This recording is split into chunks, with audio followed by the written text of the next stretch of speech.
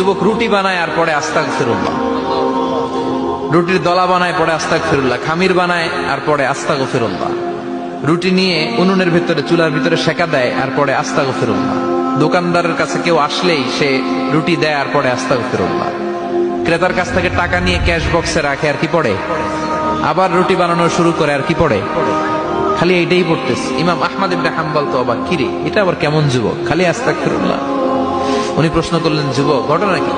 আসার পর থেকেই তোমার দেখতেছি তুমি রুটি বানাও, রুটি বিক্রি করো আর পড়ো আস্তাগফিরুল্লাহ, মালাকা ইয়া শাবাব।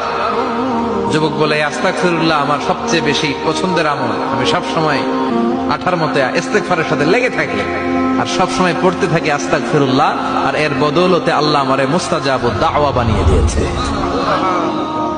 আহমদ ইবনে হাম্বল তো অবাক, আনতা মুস্তাজাবুদ দাওয়া, তুমি মুস্তাজাবুদ দাওয়া রুটিওয়ালা? আমি এত বছর হাদিস পড়াই, আমি তো মুস্তাজাবুদ দাওয়া না, আর তুমি রুটি বেচো বাজারে, তুমি মুস্তাজাবুদ দাওয়া, তুমি দোয়া করলে সব কবুল হয়ে যায়?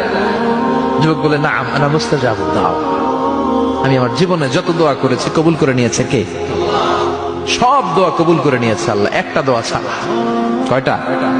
আহমদ ইবনে হাম্বলের কৌতূহল, কিউরিসিটি আরো বেড়ে গেল, কি সব দোয়া কবুল হয়েছে একটা দোয়া ছাড়া? মাযালিকা দোয়া ইয়া শাব, কি সেই দোয়া? যুবক এবার বলতে শুরু করলো, আমার জীবনে যে দোয়াটা আল্লাহ কবুল করে নাই সেটা হচ্ছে, আমি আল্লাহর কাছে অনেক চেয়েছি, অনেক দোয়া করেছে যে আল্লাহ, শুনেছি এই জামানার সবচেয়ে বড় মুহাদ্দিস, তার নাম নাকি ইমাম আহমদ ইবনে হাম্বল, আল্লাহ তোমার কাছে আমার চাওয়া, আমি যেন এই ইমাম আহমদ ইবনে হাম্বলের দেখে মরতে পারি, আমি যেন ইমাম আহমদ ইবনে হাম্বলের হাতে হাত রেখে মুসাফা করতে পারি আর তার কপালে একটা চুমু এঁকে দিতে পারি।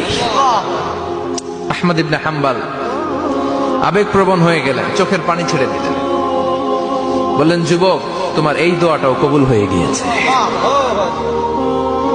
আহমদ ইবনে হাম্বলের দেখা আর সাক্ষাৎ পাওয়ার জন্য আহমদ ইবনে হাম্বলের বাড়িতে তোমার যাওয়ার দরকার নেই, আহমদ ইবনে হাম্বল তোমার দরবারে ছুটে এসেছে।